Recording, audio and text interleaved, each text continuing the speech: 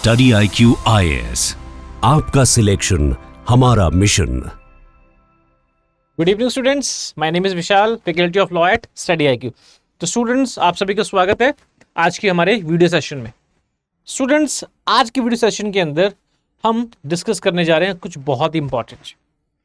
Students, आज के video session के अंदर हम डिस्कस करेंगे क्या कोई नेशन अपने सेल्फ डिफेंस के लिए न्यूक्लियर वेपन का प्रयोग कर सकता है। यस, आज का हमारा जो टॉपिक है वो है can a nation use a nuclear weapon as a means for its self defence. तो ये टॉपिक बहुत ही इंटरेस्टिंग होने वाला है, please stay connected with us. तो स्टूडेंट्स, हमने पिछले कुछ दिनों के अंदर देखा कि the conflict between India and Pakistan, हालांकि जो give it a name of conflict would rather be downplaying the size of exchanges between the both sides. दोनों राष्ट्रों के बीच में पिछले कुछ समय के अंदर जो भी हुआ, अगर पिछले हफ्ते के अंदर हम देखें, हालांकि इस कॉन्फ्लिक्ट की शुरुआत जो है वो 22 अप्रैल 2025 में हुई थी, जब पहलगाम के अंदर निर्दोष लोगों को उनका धर्म पूछकर मारा गया था। So from that day onwards India had decided, Indian political leadership ने डिसाइड किया कि they gonna strike at the root of the terror. And we all know that our western neighbour, it is the neighbour which has adopted a policy. इसने हमेशा से ही एक ऐसी नीति का प्रयोग किया है जिसके अंदर पाकिस्तान ने भारत के खिलाफ टेरर का प्रयोग किया है as an instrument of state policy. Pakistan ने भारत के साथ लगभग 4 जंग लड़ी हैं, 1947 में, 1965 में, 1971 में और 1999 में। इन चारों जंग के अंदर the Pakistan was not able to inflict any significant damage on India. Pakistan ने विल इंटेंट रखते हुए भी भारत के ऊपर पाकिस्तान कोई पुख्ता प्रभाव डालने में असफल रहा। और इसके विपरीत in 1971 India was able to break Pakistan into 2। जो वेस्ट पाकिस्तान और east Pakistan, they broke up and east Pakistan became Bangladesh. Now from then onwards Pakistan realized कि कन्वेंशनल वॉरफेयर के अंदर Pakistan will not be able to defeat India, and that's why Pakistan started using terror as an instrument of state policy. और आपको ये जानकर अचंभा होगा कि अचानक से ही पाकिस्तान ने 1980 के दशक के अंदर टेरर का इस्तेमाल करना भारत के खिलाफ क्यों आरंभ किया। देखिए, पाकिस्तान का टेरर का प्रयोग से संबंधित एक बहुत ही इंपॉर्टेंट इवेंट है, and that event is 1998 nuclear test. 1998 के अंदर भारत और पाकिस्तान ने न्यूक्लियर टेस्ट किए। इंडिया ने पोखरण के अंदर न्यूक्लियर टेस्ट किए, हालांकि उससे पहले 1974 के अंदर भी भारत ने लिमिटेड न्यूक्लियर टेस्ट किए थे और उसको नाम ऑपरेशन स्माइलिंग बुद्धा दिया था। तो भारत ने पूरी दुनिया को ये दिखाया था कि we have the ability to build nuclear weapons when we want to. और इसी के साथ पाकिस्तान ने भी भारत को कंपीट करते हुए, भारत संग कंपटीशन करते हुए न्यूक्लियर वेपन्स डेवलप करने शुरू किए। पाकिस्तान के एक बहुत ही मशहूर न्यूक्लियर साइंटिस्ट थे AQ खान, उनकी लीडरशिप में पाकिस्तान ने न्यूक्लियर वेपन्स डेवलप करने शुरू किए। और भारत के 1998 में न्यूक्लियर टेस्टिंग के लगभग 2 हफ्ते बाद ही पाकिस्तान ने भी न्यूक्लियर टेस्ट की। That means Pakistan was also secretly building nuclear weapons. और बहुत लोग नहीं जानते कि इससे पहले भी चाइना के लॉपनोर इलाके के अंदर भी पाकिस्तान के बिहाफ पर चाइना ने न्यूक्लियर टेस्ट किए थे। तो as India and Pakistan went nuclear, दोनों राष्ट्रों के पास एक न्यूक्लियर वेपन आया, तो एक न्यूक्लियर डेटरेंस पैदा हुआ। That means now India could not launch a full scale war against Pakistan because India had an apprehension in the mind that Pakistan can use nuclear weapon, because conventionally Pakistan is no match for India.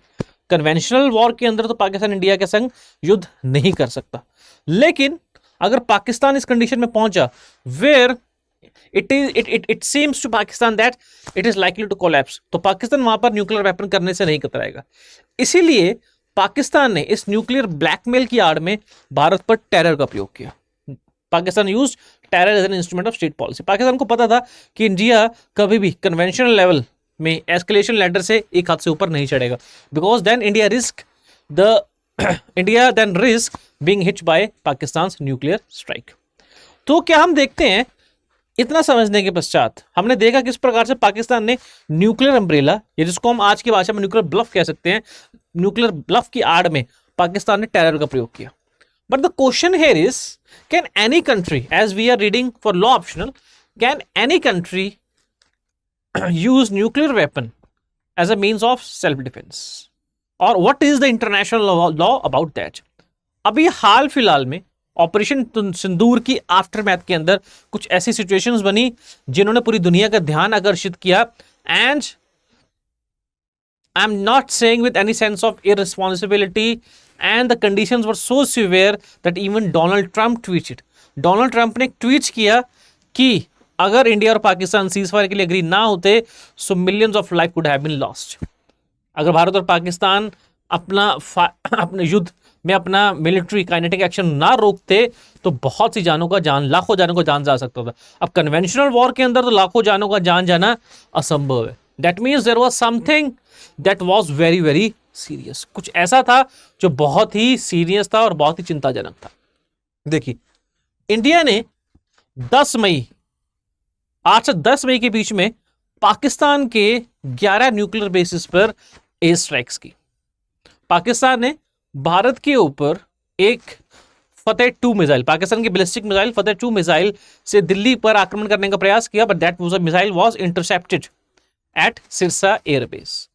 इसके retaliation में Indian arm forces, specially the Indian air force, it struck 11 air bases of Pakistani military. 11 airbase, एक नहीं, 2 नहीं, 3 नहीं, पूरे 11 के 11 airbase India ने strike किए। देखिए, और कहा जा रहा है, हालांकि इसकी पुष्टि नहीं हुई है, director general of air operations ने अपनी प्रेस कॉन्फ्रेंस के अंदर कहीं पर भी इस बात का विवरण नहीं दिया कि what were the missiles that were used to strike Pakistani's airbase.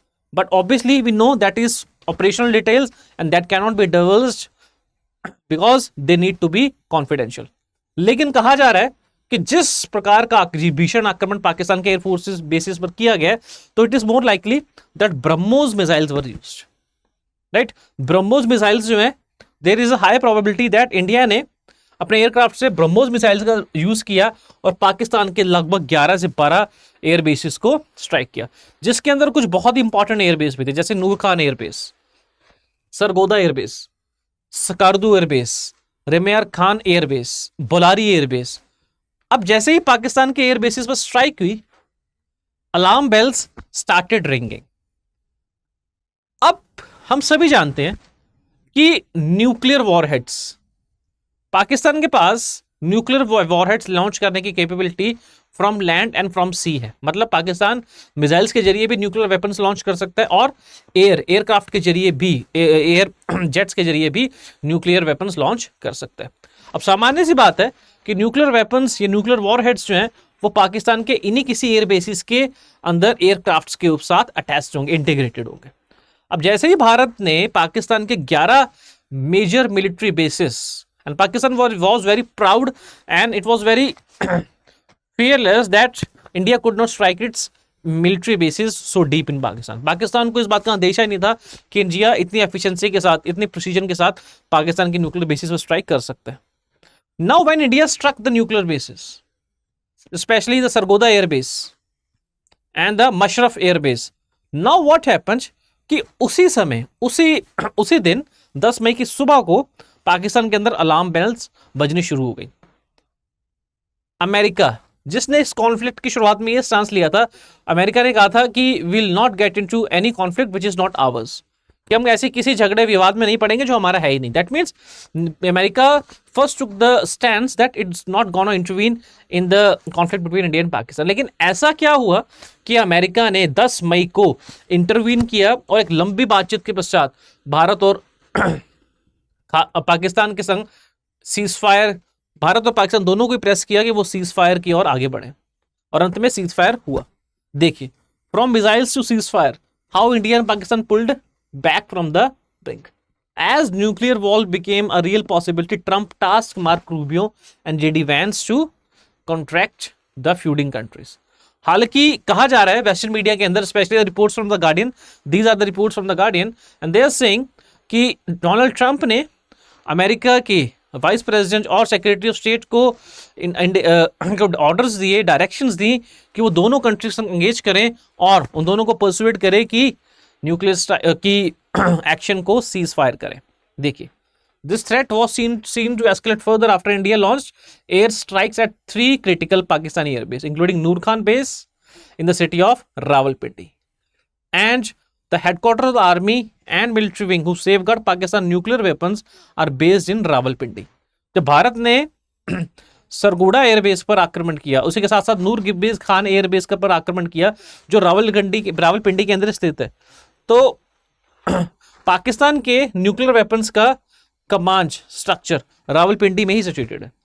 Now because of that Pakistan को लगा कि Indian air strike, next Indian air strike, क्योंकि अगर इंडिया जो है वो पाकिस्तान के एयर बेसिस के अंदर इतना डीपली पेनिट्रेट करके स्ट्राइक कर रहा है, तो it can also strike the air bases where Pakistan nuclear weapons are stored.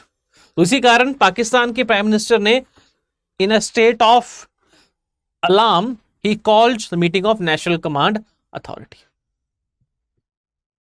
देखिए, हालांकि कुछ सोर्सेस का मानना है, कुछ ओपन सोर्स इंटेलिजेंस इनपुट्स का मानना है कि भारत द्वारा टारगेट किए गए इन क्षेत्रों के अंदर, भारत द्वारा टारगेट किए गए कुछ मिलिट्री बेसिस के आसपास पाकिस्तान की न्यूक्लियर वॉरहेड्स की स्टोरेज फैसिलिटी थी, and the bomb fell so close to the nuclear storage facility that the entire Pakistan military establishment was awestruck।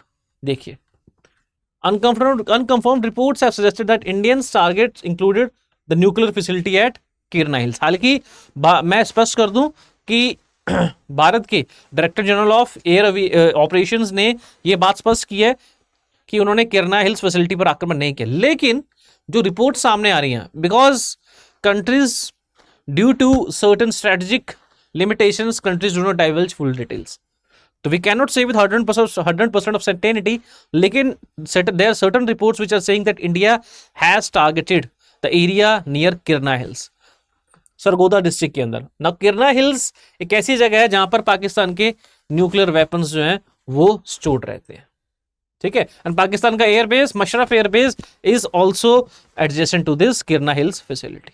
तो कहीं ना कहीं हमने देखा कि जिस प्रकार से भारत ने पाकिस्तान के मिलिट्री बेसिस पर स्ट्राइक की और उसके कुछ समय के अंदर ही पाकिस्तान के प्राइम मिनिस्टर ने न्यूक्लियर कमांड अथॉरिटी को सम्मन किया, उनकी मीटिंग हुई और उसके कुछ समय पश्चात ही यूएस ने इंटरवीन किया और सीज फायर के लिए दोनों कंट्रीज को प्रेस किया। तो कहीं ना कहीं इन सर्कमस्टेंशियल एविडेंसेस को जोड़ते हुए क्या हम इस बात तक पहुंच सकते हैं कि yes, India and Pakistan they were very close to the nuclear exchange।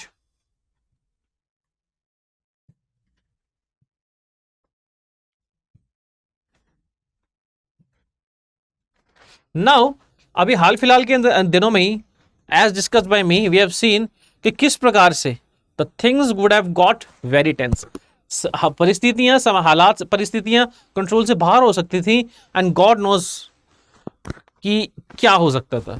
So now the thing here is कि हम सभी जानते हैं कि इंडियन सब कॉन्टिनेंट के अंदर we have 3 nuclear weapon states, at least अगर हम बात करें साउथ एशिया की तो we have 3 nuclear weapon states, we have China, India and Pakistan, right. So now the question is कि जैसे ही इंडिया और पाकिस्तान एक न्यूक्लियर आर्म्ड कंट्रीज बने, दैट फ्रॉम ऑफिशियली फ्रॉम 1980, तभी से we have this threat of nuclear war, because इन दोनों राष्ट्रों के बीच में, इंडिया और पाकिस्तान के बीच में, specially because of the policy of stated policy of Pakistan of bleeding India into 1000 cuts।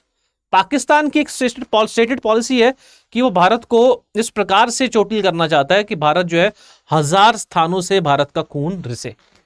Now with this stated policy हम सभी जानते हैं कि दोनों राष्ट्रों के बीच में शांति कभी भी बहाल नहीं हो सकती। अगर पाकिस्तान जैसे राष्ट्र का यह उद्देश्य है कि वो भारत को हमेशा चोट पहुंचाना चाहता है और अलग अलग माध्यम से चोट पहुंचाना चाहता है, कभी टेरर के माध्यम से, कभी भारत के यूथ को ड्रग्स में लुभाने के माध्यम से, समटाइम्स भारत के ऊपर फाइनेंशियल या भारत की फाइनेंशियल स्टेबिलिटी को हार्म करने के माध्यम से, तो we can not expect that India and Pakistan can ever have a stable and friendly relationship. Bharat और पाकिस्तान के बीच में संबंध हमेशा से ही खराब रहेंगे और कटु रहेंगे।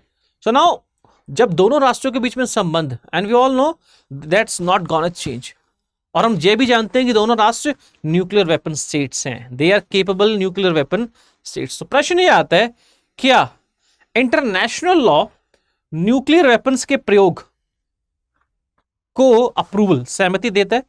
What does the international law says about the use of nuclear weapons in the scenario of armed conflict? अगर राष्ट्रों के बीच में आर्म कॉन्फ्लिक्ट हो जाती है तो उस केस के अंदर न्यूक्लियर इंटरनेशनल लॉ क्या कहता है?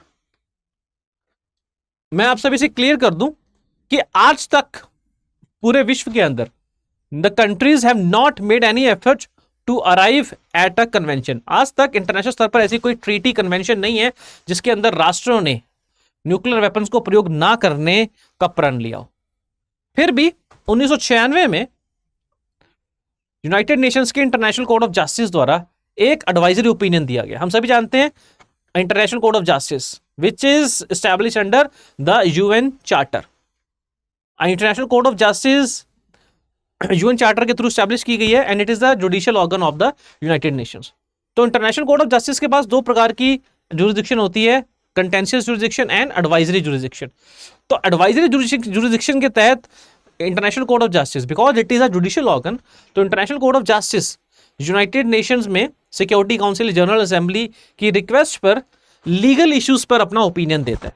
मतलब Security Council, UN Security Council और जनरल असेंबली वो इंटरनेशनल कोर्ट ऑफ जस्टिस से इंटरनेशनल लॉ के किसी क्वेश्चन के ऊपर एडवाइस ले सकते हैं and ICJ has the jurisdiction to give advice. जैसे हमारे इंडियन कॉन्स्टिट्यूशन के अंदर we have Supreme Court of India. Supreme Court of India has the power, the authority under article 143 to give advice to any reference made by the president. हम सभी जानते हैं आज तक 12 ऐसे मौके, परिस्थितियां हुई है जहां पर प्रेसिडेंट ने सुप्रीम कोर्ट को रेफरेंस दिया है और उस रेफरेंस के अंदर प्रेसिडेंट ने सुप्रीम कोर्ट से एक लीगल इशू के ऊपर उनका एडवाइस मांगा। उसी प्रकार से इंटरनेशनल लेवल पर इंटरनेशनल कोर्ट ऑफ जस्टिस के पास ये अथॉरिटी, ये जुरिसडिक्शन है कि जनरल असेंबली, यूनाइटेड नेशंस की जनरल असेंबली या security council international court of Justice को किसी इंटरनेशनल लॉ के किसी क्वेश्चन से संबंधित रेफरेंस दे सकते हैं। ICJ can give its opinion according to the norms of international law.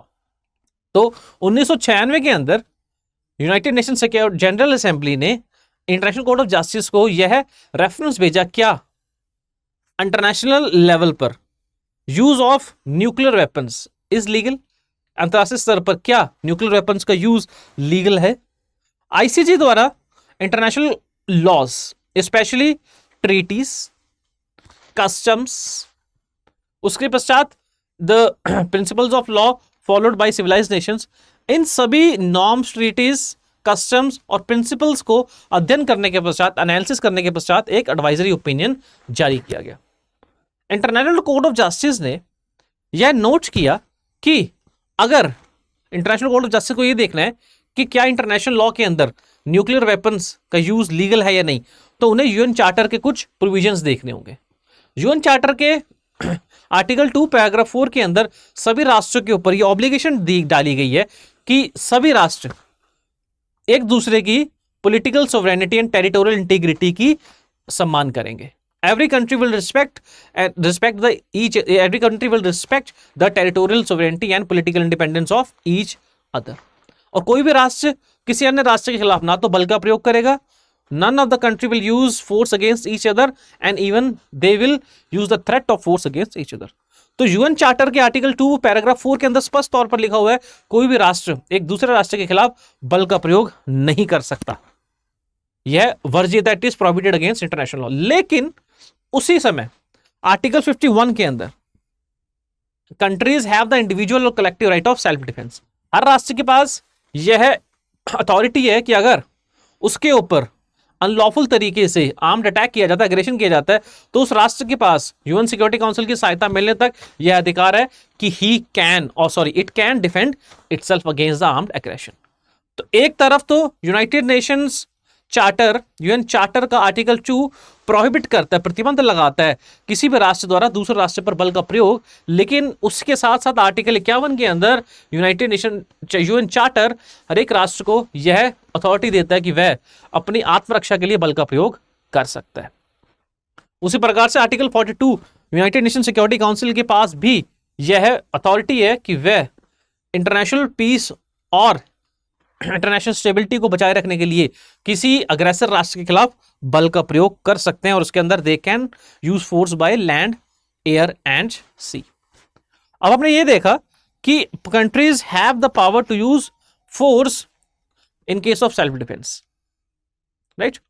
लेकिन इंटरनेशनल कोर्ट ऑफ जस्टिस ने कहा कि अंतरराष्ट्रीय स्तर पर ऐसी कोई ट्रीटी साइन ही नहीं हुई है राष्ट्रों के बीच में जो न्यूक्लियर वेपन्स के प्रयोग को वर्जित करे। हालांकि कंट्रीज के बीच में न्यूक्लियर नॉन प्रोलिफरेशन ट्रीटी हुई है, लेकिन उसके अंदर न्यूक्लियर वेपन के प्रयोग को कहीं भी प्रोहिबिट नहीं किया गया।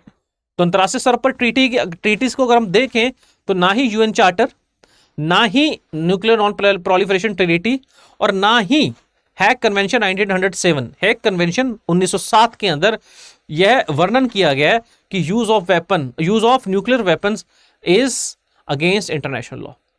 तो अंतरराष्ट्रीय स्तर पर अगर हम लॉ की बात करें, इंटरनेशनल लॉ की बात करें, तो राष्ट्रों के बीच में कोई ऐसी कन्वेंशन, कोई ट्रीटी नहीं है जो न्यूक्लियर वेपन्स के यूज को वर्जित करती हो। दैट इलीगलाइजेस और that makes the use of nuclear weapons unlawful. दूसरी ओर यूनाइटेड नेशंस आईसीजे ने देखा कि क्या राष्ट्रों के बीच में ऐसा कोई कस्टम है, कैसी कोई प्रथा है जिसके अंदर use of nuclear weapon is prohibited. ICJ ने देखा कि जब से यूएन मेंबर स्टेट्स ने न्यूक्लियर वेपन्स एक्वायर किए फ्रॉम 1950s, तब से लेकर आज तक 1945 को छोड़ दें, जापान पर अमेरिका के न्यूक्लियर अटैक को छोड़ दें, तो देखा गया है कि आज तक राष्ट्रों ने एक दूसरे के ऊपर न्यूक्लियर वेपन का प्रयोग नहीं किया। तो क्या हम कह सकते हैं, क्या राष्ट्रों के बीच में इतने लंबे समय से एक टैसिट अंडरस्टैंडिंग बन गई है, कस्टम बन गया, एक प्रथा बन गई है कि कोई भी राष्ट्र एक दूसरे के खिलाफ न्यूक्लियर वेपन का प्रयोग नहीं करेगा। लेकिन इंटरनेशनल कोर्ट ऑफ जस्टिस ने कहा कि हमें ऐसा कोई भी कस्टम दिखाई नहीं देता। There is no opinion juris that prohibits the use of nuclear weapons by one state over another. और उसी टाइम पर हमने देखा है कि राष्ट्र एक दूसरे के खिलाफ न्यूक्लियर डिटेंस का प्रयोग करते हैं, एक दूसरे को डराते हैं, धमकाते हैं न्यूक्लियर वेपन्स की आड़ में। तो इंटरनेशनल कोर्ट ऑफ जस्टिस ने कहा कि हम नहीं कह सकते कि अंतरराष्ट्रीय स्तर पर न्यूक्लियर वेपन्स का प्रयोग जो है वो वर्जित है on the basis of custom between the Nations. तो ना ही किसी ट्रीटी के अंदर, ना ही इंटरनेशनल लेवल पर किसी कस्टम के अंदर न्यूक्लियर वेपन्स का प्रयोग वर्जित है, प्रोहिबिटेड है या इलीगल है। लेकिन इसके साथ साथ यूनाइटेड नेशन ने कहा, चूंकि आर्टिकल 51, हर कंट्री के पास आर्टिकल 51 ऑफ यूएन चार्टर के तहत राइट टू सेल्फ डिफेंस है, हर राष्ट्र के पास यह अधिकार है कि वह अपनी सुरक्षा के लिए बल का प्रयोग कर सकता है।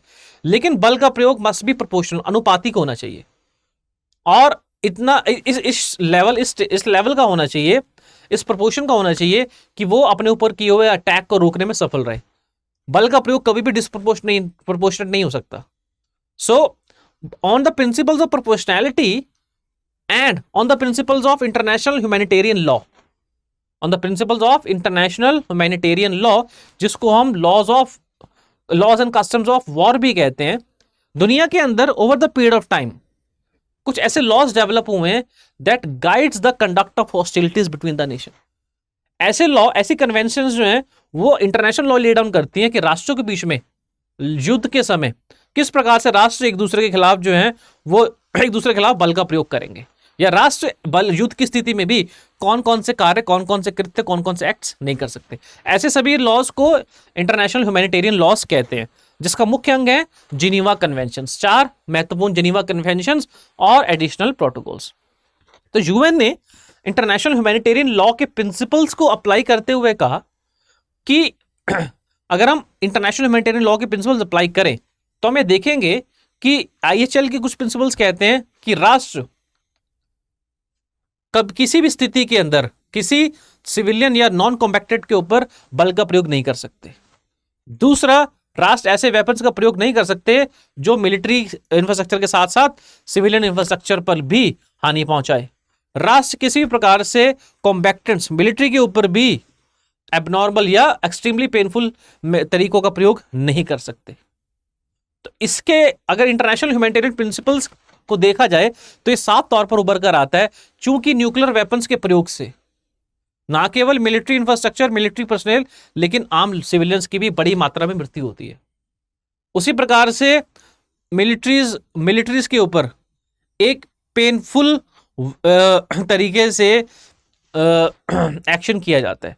तो अगर हम इंटरनेशनल ह्यूमैनिटेरियन प्रिंसिपल्स को मद्देनजर रखें तो use of nuclear weapons can be prohibited, directly तो नहीं, लेकिन इंटरनेशनल ह्यूमैनिटेरियन प्रिंसिपल्स ये कहते हैं कि न्यूक्लियर वेपन्स का यूज जो है वो इलीगल है, प्रोहिबिटेड है, क्योंकि इंटरनेशनल ह्यूमैनिटेरियन प्रिंसिपल्स, ये इंटरनेशनल ह्यूमैनिटेरियन लॉज ये कहते हैं कि नॉन कॉम्बैक्टेंट्स के ऊपर बल का प्रयोग नहीं किया जा सकता, सिविलियन टारगेट्स के ऊपर बल का प्रयोग नहीं किया जा सकता, मिलिट्री पर्सनल के ऊपर भी एक्सट्रीमली पेनफुल वेपन्स का प्रयोग नहीं किया जा सकता। लेकिन यूज ऑफ न्यूक्लियर वेपन्स इन तीनों ही लॉज के अगेंस्ट जाएगा।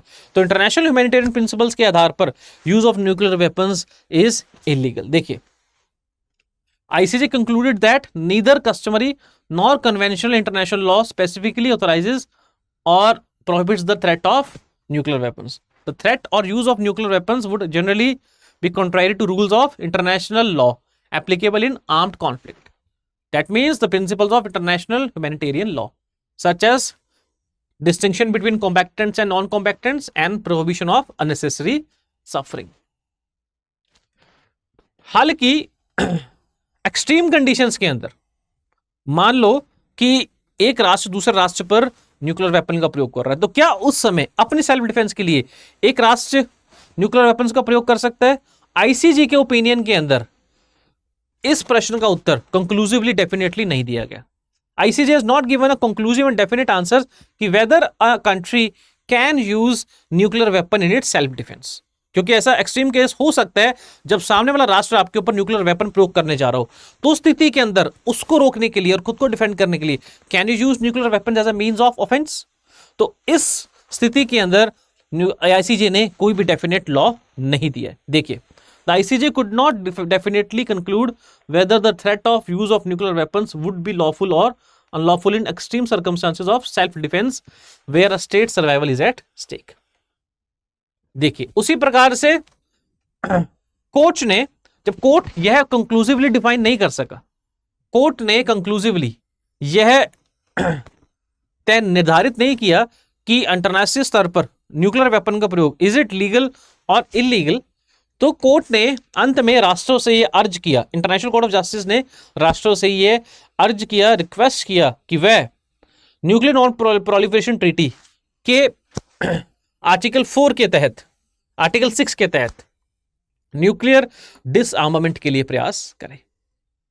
न्यूक्लियर नॉन प्रोलिफरेशन ट्रीटी के आर्टिकल 6 के तहत राष्ट्र यह कमिटमेंट करते हैं कि वह पीसफुल तरीके से, वह कोऑर्डिनेटेड मैनर के अंदर विश्व को न्यूक्लियर डिसआर्मामेंट की ओर लेकर जाएंगे। तो आईसीजे ने कहा कि चूंकि इंटरनेशनल लॉ, कस्टम्स और ट्रीटीज के अकॉर्डिंग हम एक डेफिनेट ओपिनियन नहीं दे सकते कि क्या use of nuclear weapon international level पर इंटरनेशनल लॉ के अकॉर्डिंग लीगल है या नहीं है, इसलिए हम प्रयास करते हैं, हम ये राष्ट्रों से अर्ज करते हैं कि वो न्यूक्लियर नॉन प्रोलिफरेशन ट्रीटी के आर्टिकल 6 के तहत डिसआर्मामेंट का प्रयास करें, न्यूक्लियर डिसआर्मामेंट का प्रयास करें, और सभी राष्ट्र अब उनके पास सुरक्षित न्यूक्लियर वेपन्स को ध्वस्त करें और विश्व को एक न्यूक्लियर डिसआर्मामेंट की स्थिति की ओर लेकर जाएं।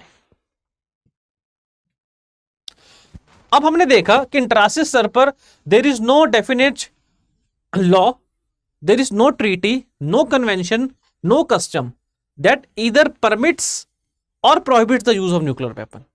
अगर हम सीधा सीधा देखें तो अंतरराष्ट्रीय स्तर पर ऐसा कोई लॉ ही नहीं है जो न्यूक्लियर वेपन के यूज को परमिट करता हो या फिर प्रोहिबिट करता हो।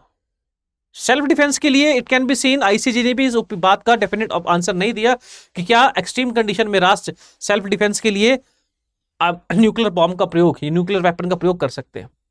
तो हम देखते हैं कि भारत की न्यूक्लियर पॉलिसी किस प्रकार से और क्या यह इंटरनेशनल लॉ के अकॉर्डिंग है। Let's see.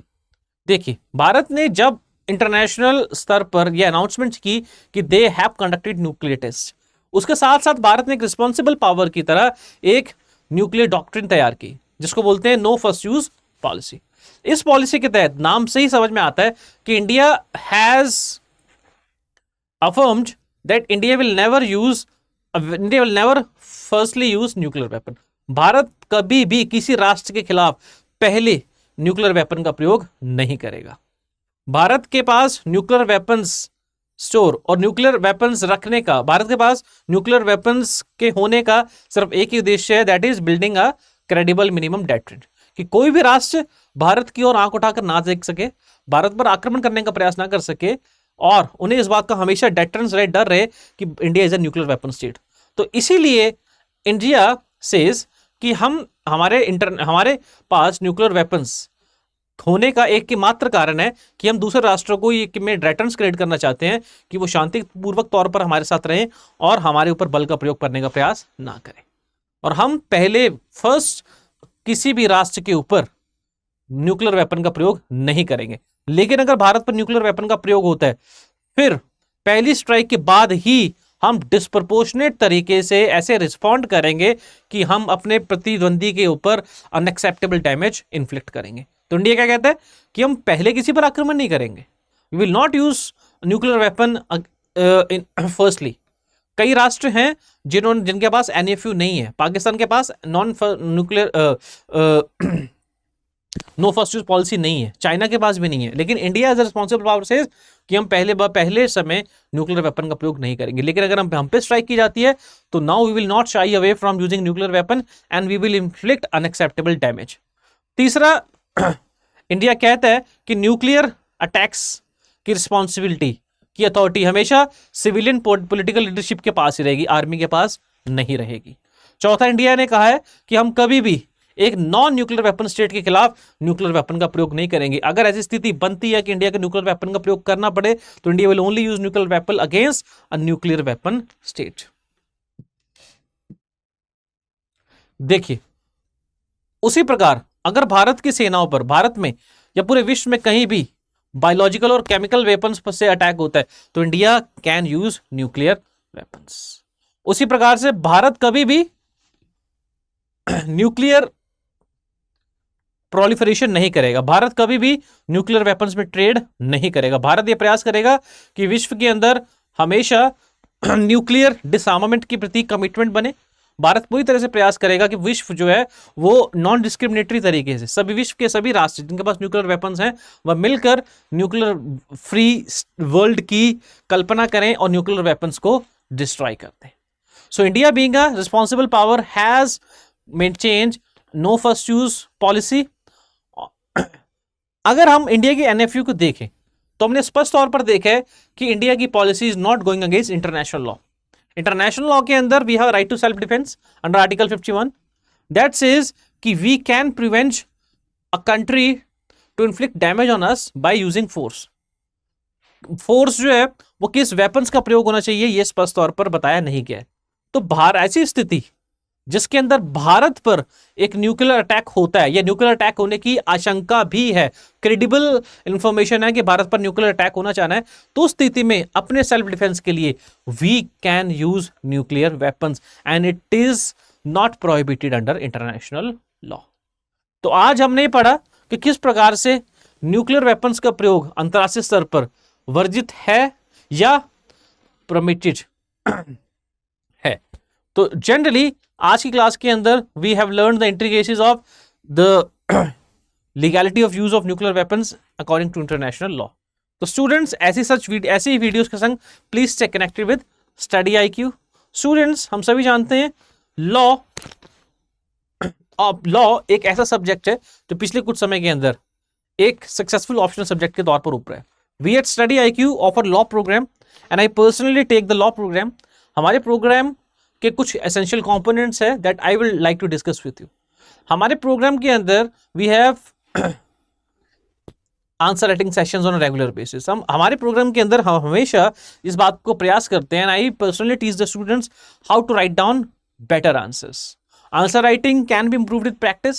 Students initially hesitant reluctant होते हैं आंसर राइटिंग में, पता नहीं आंसर किस प्रकार से लिखा जाएगा, पता नहीं मेरा आंसर जो है वो इफेक्टिव होगा भी नहीं होगा। पर स्टूडेंट्स को आई ऑलवेज इंकरेज कि answer writing can be improve with practice and right kind of mentorship.